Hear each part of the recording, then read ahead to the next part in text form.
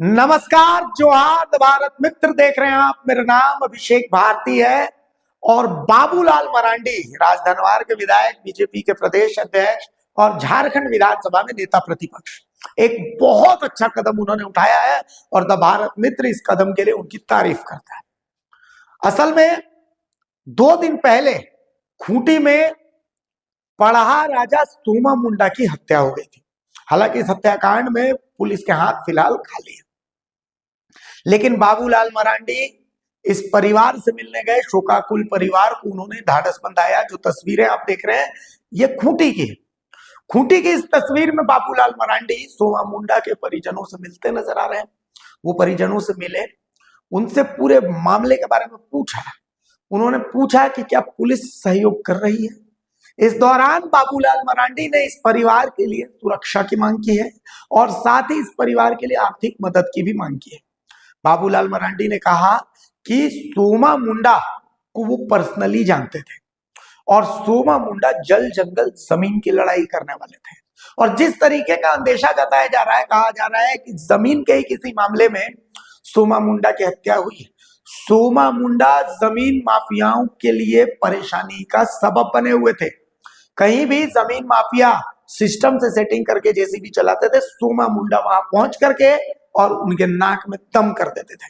चाहे कर्रा हो या फिर खूंटी हो, इन इलाकों में सोमा मुंडा ने जबरदस्त पकड़ बनाई हुई थी और उनको व्यापक जन समर्थन भी मिल रहा था। हालांकि इस हत्या में राजनीतिक साजिश की भी बू आती है। अब देखना है कि पुलिस क्या इस मामले में कोई एक्शन लेती है। खैर, बाबूलाल मरांडी की तारीफ क्यों बनती है? सोमा मुंडा की बेटी आगे पढ़ाई करना चाहती थी और बाबूलाल मरांडी ने आश्वासन दिया है कि उनकी पढ़ाई का जिम्मा बाबूलाल मरांडी उठाएंगे। एक आदिवासी बच्ची जिसके सर से उनके पिता का साया छीन गया है, उसके लिए एक पिता की तरह पीठ पर खड़े रहना एक बड़ी शख्सियत को दिखाता है। बाबूलाल मरांडी अपने इस कार्य के लिए सैल्यूट का हकदार हैं और हम उनको सैल्यूट करते हैं, हम उनको सलाम करते हैं।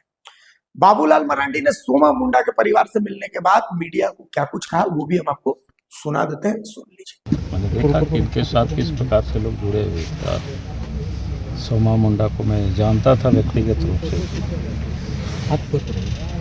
और काफ़ी दिलेर थे और सामाजिक कामों में बढ़ चढ़ करके हिस्सा लेते और ख़ास करके जिसे हम कहते हैं जल जंगल ज़मीन की हिफाजत करना, यानी लोगों की हक और अधिकार के लिए जो लड़ना, तो उनके एक प्रकार से स्वाभाविक गुण था। जो पढ़ा राजा थे तो जो उनका जो एक दायित्व था, जो कर्तव्य था कि वे समाज को हक दिलाना या उसके लिए लड़ाई लड़ना, तो वो लड़ते थे। और निश्चित रूप से मैं समझता हूँ कि कई लोगों के कांटे बने होंगे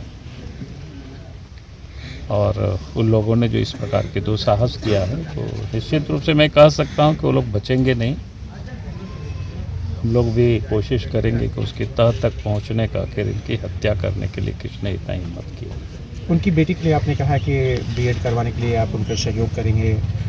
हाँ, मैंने उनकी जो सारे 5 बच्चों से मैंने पूछा, तो बाकी बच्चे पढ़ रहे हैं, लेकिन लास्ट जो बीएससी की है और वो बीएड करना चाहती है। तो स्वाभाविक है कि आप देख सकते हैं कि भाई सोमा मुंडा एक सामाजिक कार्यकर्ता थे, कोई नौकरी तो करते नहीं थे और कोई खेती बाड़ी से कितना होता है पैसे हम सब लोगों को अच्छी तरह से पता है, क्योंकि हम भी किसान के ही बेटे हैं।